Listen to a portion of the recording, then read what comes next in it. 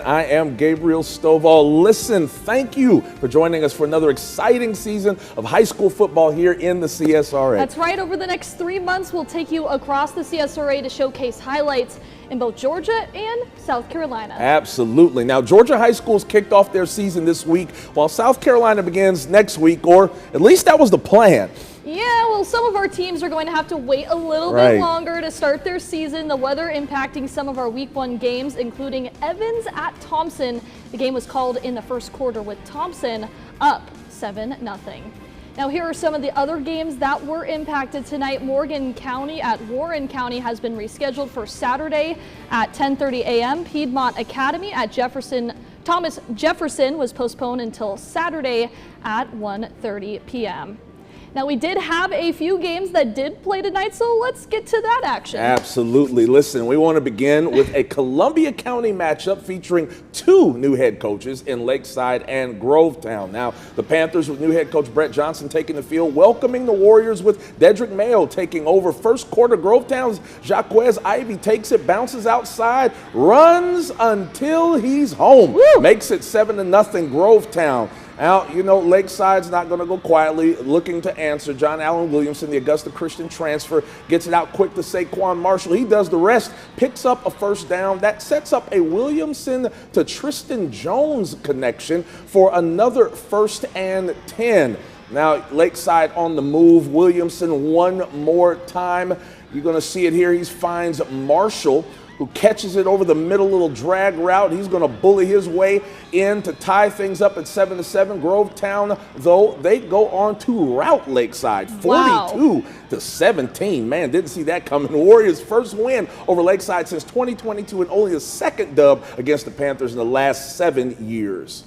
All right, so let's head over now to Aquinus, taking on Athens Academy. Gianna, you were at this one. Fighting Irish up 22-14 the second. Athens in business. Chapman hands it off to Cash Cowart for the touchdown, but the two-point conversion no good. Nice stop here for the Aquinus defense. So now Aquinus with the possession. They're going to have it here. Stevens with the ball. Pretty ball to Jack Rhodes. He gets brought down, struggled down in the red zone. And then it's deja vu. Stevenson to Rhodes again, this time in the corner. That's a pretty ball for the corner for the touchdown. Now he ends up spinning the football, gets an unsportsmanlike conduct. You can't do that. Nope. 15 yards on the kickoff. They go up 28-20 at the half. Final score, Aquinus big over Athens Academy 52-34.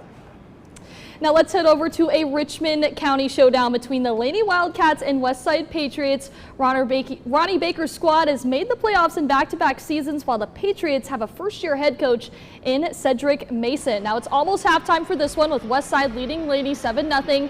Second quarter here, Westside ball. Quarterback Jalen Stone goes for the pass, intercepted right here by Laney. So look at him go, and then he finally gets brought down here. It's now their ball, so second quarter. Laney has it again, this time number 5 with a pass down the field to number 6, Tequavius Kemp, who makes the catch. Wow, picks up the first down there. Then Laney, you guessed it, they have it again. It's handed to number 5, who makes a huge run here. He gets taken down right at about the 1-yard line, almost in the end zone, not quite yet though. Nothing left for Laney to do but punch this one in. The team does just that. Touchdown Laney, the score now 7-6. Westside lead, now it's Westside's ball. They hand it off to Tamari Curry, who finds room to run, and he takes off. He takes off down the field, and he could go all the way, and he absolutely does there. Westside answers back with another touchdown. Score 14-6, Westside leads. That's final score, Patriots 21-12. Big win there. Now staying in Richmond County, the ARC Musketeers hosting the Burke County Bears.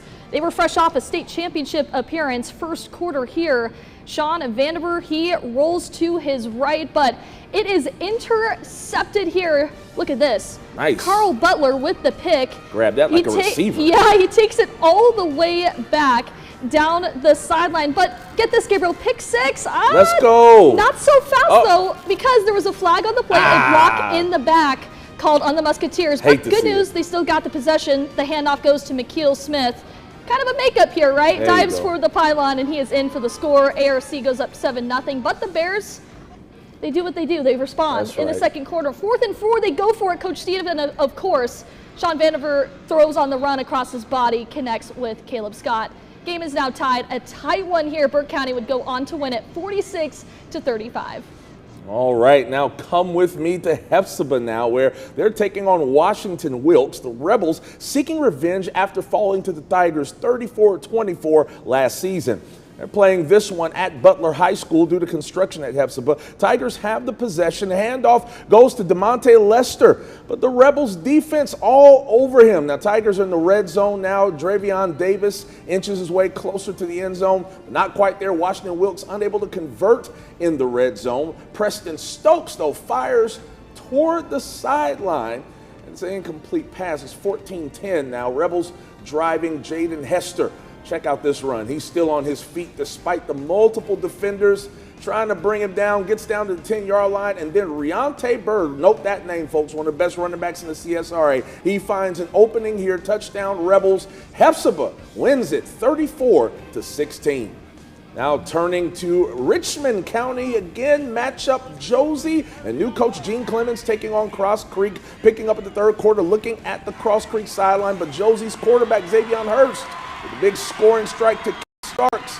They do miss the PAT, so it's 6-6. We're still in the third quarter, but now it's Cross Creek's Ahmad Atkins. He's going to take off on a long run to glory. That touchdown he scores, it makes it 12-6. Cross Creek. And Cross Creek goes on to win this one, 22-12. Now Glen Hills through the banner there. It's football season in Glen Hills. They're taking on Hancock Central. That first, you see Solmar battle. He scores on a long run. He's going to find the end zone early here. 2-point conversion they're going to make. It's going to be 8-0 Hancock. Glen Hills alum still hopeful. Second quarter, Glen Hills quarterback Curtis Mitchell passes to Caden Gulamede for the score. Pretty ball. That was just nice. Extra point missed, though. Kickers having some problems tonight. 8-6, Hancock Central at half. It was 24-6, and they did win that game tonight. Called it early because of lightning. Now the Screven County Gamecocks traveling to Jefferson County to take on the Warriors in this week 1 matchup here. Jefferson County would kick off with a scoring with the long touchdown pass from Antony Bush to wide receiver Lathan Brown here. He is gone. Gamecocks would follow that with a touchdown of their own, and then another from inside the 5-yard line by quarterback DeMarco Ward. They would miss the extra point, though, still lead at 13-6. Then things would go just bad to worse. Unfortunately for the Warriors, the bad snap leads to the turnover and then the touchdown scoop and score here for Screven County. They would take the 23-6 lead into halftime. They never look back. Screven County takes the week 1 win, 37-6. And a rainy opening day crowd at Jenkins County tonight. It's 6-0. Jenkins County leads third quarter play. We got Austin Wright handing off to Calvin Adams, who fumbles. Tyquan Martin for an 8-yard pickup here. You're going to see third quarter play two on the next play. Calvin Adams, 51-yard touchdown run. 2-point conversion, good, yeah. He scampered 14-0. Jenkins County leads. Third quarter still play. Here we go. Jenkins County's Gavin Lakes. He's in on the tackle, causing a fumble. And then one play later, it's Calvin Adams. Look what Calvin Adams does. Burst straight up the middle. 35 yards. He's going to go. Touchdown, PAT, no good. Doesn't matter. Jenkins County leads 20-0. They win it over Glasco County, 28-7.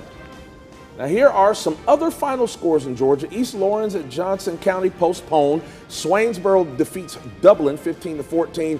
Jeff Davis over Washington County 21-20. And Wilcox County 28, ECI 21. And coming up, a Columbia County matchup that ended up in overtime last year. Stay tuned for this week's Game Night Live highlights when we come back.